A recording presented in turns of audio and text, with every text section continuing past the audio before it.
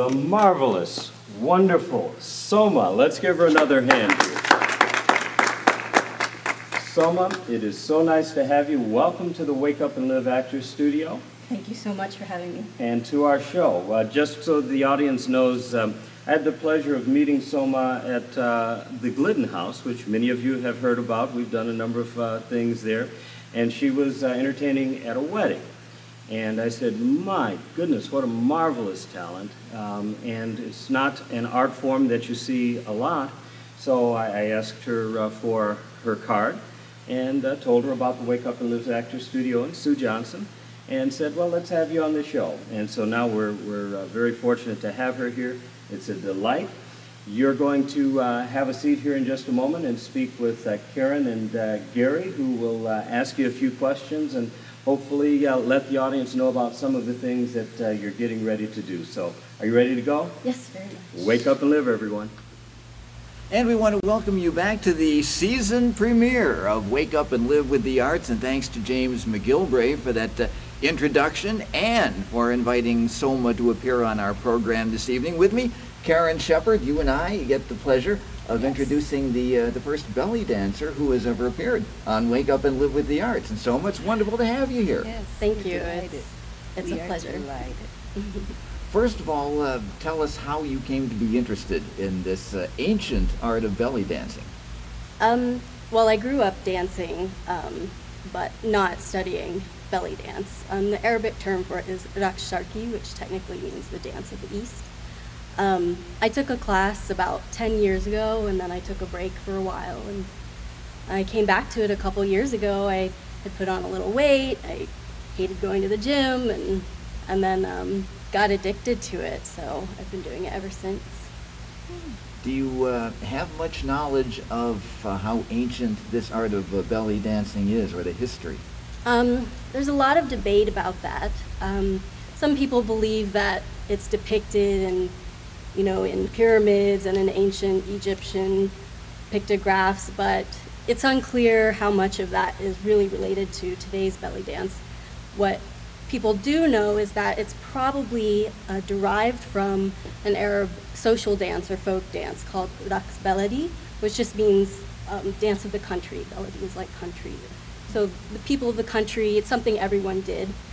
And then as colonialism sort of swept across the globe, and Europeans, particularly the French, went into the Middle East and the Arab world, it became an economic opportunity for performing artists and entertainers, and the French opened their cabarets, and it became a much more stylized dance, much more reminiscent of the Raqs Sharqi that I just performed and that people think of when they think of belly dance.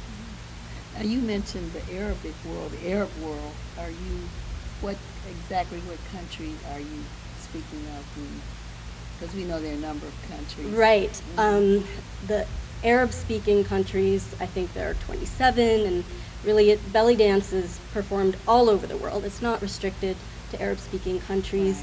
Right. Many dancers refer to themselves as Middle Eastern dances. There are a lot of Greek influences, Turkish influences, Romani influences in the dance. But if you're thinking strictly Raqs Baladi and that movement vocabulary, it most likely came from Arab-speaking world. Okay. No culture is static. People move and migrate, and so it's picked up a lot of things from a lot of different cultures, and music is fluid also, and the music and the dance are very, very intimately connected. So it's hard to say, where it specifically came from. Okay. But Middle East would be your source or your foundation. Right. And today in Egypt definitely is considered sort of the home of Raqs Sharqi, and serious international dancers all go to Egypt to study with great performers and develop their skill. So I saw on your bio that you started from the age of 10. Mm-hmm. Oh, okay. I started with, I'm of East Indian descent, so since the age of 10 I studied classical Indian dance forms, and I did that for 12, 15 years, and then I moved to Raqs Sharqi. Now, I do have a little knowledge of belly dancing thanks to television. There was a program a few years ago on Fit TV called Shimmy, and it was literally a belly dancing lesson, and I taped every episode. And what I learned from watching this program is that this is not a form of dance that is easily or quickly mastered. It is really quite delicate and intricate. Is that not the case? I think that's definitely true. Even if the movements come easily, which isn't common. You have a friend. Yeah, I sweat easily. That's probably what's attracting him. So even if the movements come easily to someone, there's a lot more to it, you know, understanding the music, understanding the culture, understanding the nuances. It's a very emotional dance, especially depending on the music that you're dancing to. And if you can't connect with that, you may be doing the moves, but you're not really performing. In my opinion, that's how I strive to perform. So in other words, it's a lifetime pursuit. Oh, definitely. Okay. And my teachers, all the people I respect, still continue to study. And, Right. you know, I go to workshops which sometimes require traveling out of Cleveland, out of Northeast Ohio. I try to go once a month. And my teacher brings in other internationally known teachers as well. My teacher's name is Cassandra Alwarda, and she is hosting Mia Shauri, who's an internationally competitive, award-winning belly dancer here in Cleveland, October 15th, actually, at the Bohemian National Hall, and there will be a show that evening that's open to the public as well. And that speaks to the difficulty of learning how to do this and do it well. Obviously, where do you see yourself going with this? Do you think it's something you'll do for the rest of your life? And if so, how much time and effort and study would you have to put into it to reach the level that you would like to reach? Wow. That is a big question. I don't think you ever stop learning any skill that you study, right? So I'm not sure how to answer that part of the question. Right now, I'm trying to focus on studying the music, understanding the music, learning some instruments, really learning Arab rhythms, more folkloric stuff also. Everyone thinks of Raqs Sharqi and belly dance as the Arab dance, but there's so many other dances. You know, like you said, there's so many countries, so many cultures in the Arab world, and everyone has their own cultural folk dance. Yeah. So I'm interested in learning more of those also right now. Is there a spiritual component to what you do? Or? That's a loaded question also. You know, there are a lot of stereotypes about. Right. Yeah, I understand that, but I'm talking about, you know, the different centers in the body, chakras, and. Well, that's a different Eastern philosophy, Okay. All right. or that originates in India, Right. I believe. Like I said, this originated as a social dance. You know, it's really about community. Even the way a Raqs Sharqi performer, or as it's called in English, maybe a cabaret belly dancer, even the way she or he works is still about community. It's, you know, you perform at weddings, you perform at parties, you perform at celebrations. It's about celebrating families and communities, and in that way, I think it's very spiritual. Okay. Yes, I would agree. Right, connecting people. Is your family from this area? Did they settle in this area, or were you born here? Because many times, you know, like in the movie, one of the movies, The Karate Kid, he was trying to speak Chinese to the man, and he says, "Well, hey, dude, I'm from Detroit." So is that kind of like what is the case with you, or did you come here from another place, or were you actually born here? I was born in Texas. Okay, all right. I moved here to Cleveland 2 years ago. Okay, all right. My family immigrated from India, my parents. Okay. So they know nothing about Raqs Sharqi or Arabic or anything like that. Yeah. In this country and in most of the world, most professional level practitioners of Raqs Sharqi are not Arab. There's a cultural taboo about it. You know, Okay. even in this country, there are stereotypes about belly dancers. Yes. And this is probably the most liberal and accepting of a professional belly dancer that you will find. Now, we've talked about the art of belly dancing itself, but let's talk a little bit more about Soma personally. Now, James mentioned that he met you at the Glidden House when you were performing at a wedding. What kind of performing do you do, and how could someone who would like to have you perform at a function of theirs get in touch with you and sound you out about that? I do all sorts of performing. I do theater shows, birthday parties, weddings. I regularly perform at Kanzamen, which is an Arab restaurant on West 25th. There are also some other small venues, hookah lounges, things like that. Anything with an Arab element to it will often hire dancers in the area. Anyone who would like to hire me specifically can reach me by email, soma.bellydance@gmail.com, or look me up on Facebook. But there are a number of professional dancers in Northeast Ohio who are quite good also if I'm not available. Okay. So if we wanted to learn some of the moves, how do you start? Well, I think the easiest thing to start with is breathe. I mean, should we do a demo? I don't know. Okay. Yes. Do you want to stand up with me? Okay. Not really, but Okay. for the sake of For the sake of art. yes, for the sake of art. Okay, so I think the easiest thing to start with is just breathing. So take a really big, deep breath, fill those lungs, feel your rib cage open, and then exhale it all. Take another really big, deep breath. You can really feel your rib cage opening, your chest lifting. Remember that feeling, okay? And exhale now. You're going to take one more deep breath.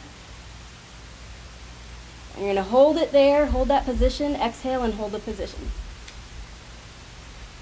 That's your chest lift. And now relax. Do you feel that? Yes. Okay, so a lot of it's very internal. Okay. You're using intercostals of your rib cage. There's a lot of moves that involve your diaphragm, actually. So you really have to, it's hard in our culture. We often stand with really tight diaphragms. You have to learn to relax that. Okay?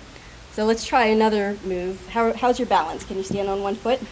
Sometimes. Okay, I'm right here. Okay, so basic posture, your feet are parallel, your knees are together. It's a modest culture, it's a modest dance. We never spread our knees, okay? Your pelvis should be in like a neutral position, so you're taking the pressure off your lower back, okay? So one of the things I really like about this dance is that you can do it your whole life. If you do it correctly, it's very gentle on your joints. You're stretching your lower back, but it's a weight-bearing exercise. People of all ages do it, and sizes also. Okay, so your pelvis is in a neutral position. You're not arched like this. Very bad for you. You're not like this either. Very bad for you. Just very gentle. Okay. So now you're gonna put your weight on your right leg. Okay. And you're going to try and lift your left foot off the floor using your left oblique. So you're lifting your hip. Here. Can you see me? I'm lifting my hip using my oblique. Oh, okay. That's the start. Yeah. Good. And now put your weight on your left foot. And we're going to lift the right hip with our right oblique. Good. All right. So now, you know what that feels like. Remember what that feels like? Right. Keep both feet on the floor and lift your left hip. And lift your right hip. And lift your left hip. And lift your right hip. Good. So now that we have that, now we can work on a hip roll also. So this is a vertical figure eight. Think there's a board in front of us. There are markers on your hips. You're going to draw a figure eight. Okay? So we're going to start with our weight on our right foot again. Okay? We're going to push off with the right foot and shift our weight to our left foot. Good. And push off the left, shift your weight to your right. And push off the right, shift your weight to your left. That's close. What we want to think about. This is your first lesson. Okay. All right. So imagine that you're standing between two panes of glass. You can't move in this direction, okay? You have to move straight up and down. So you don't want to twist. Okay. You're just going up and down. Yeah. Do you feel that? Yes. Good. I want to feel it later too. Yep. Yep. Ah. Good. I may have to soak. How was that? That's good. For your first lesson? Very nice. Now, this looks to be, for somebody who wasn't interested in doing it professionally, but is looking for a fun and unusual way to get into shape. I would imagine that these exercises are beneficial just for a woman, or a man, I suppose, who wants to stay in shape and do it in a fun and different way. I think that's very true. Like I said, I returned to belly dance because I needed a fun way to exercise, and I had no intention of becoming a professional. I really just wanted to stay fit, and I enjoy music, I enjoy dancing. And like I said, anyone, any age, any size can do these exercises also. And now that we've started a new career for Yes. Karen, Yes. in addition to your other new career, we Now, have two new I'm careers going for to you. sit down Okay. and let the young And lady. Soma is going to dance for us once again to Once close more out this time, segment. But before we right. get to that, I do want to ask you one more time, first of all, about the restaurant you were mentioning, the place on West 25th that you perform when and what times? The place is called Kanzamen. It's at 1616 West 25th, and they have a dancer every Saturday. That's Arab American night.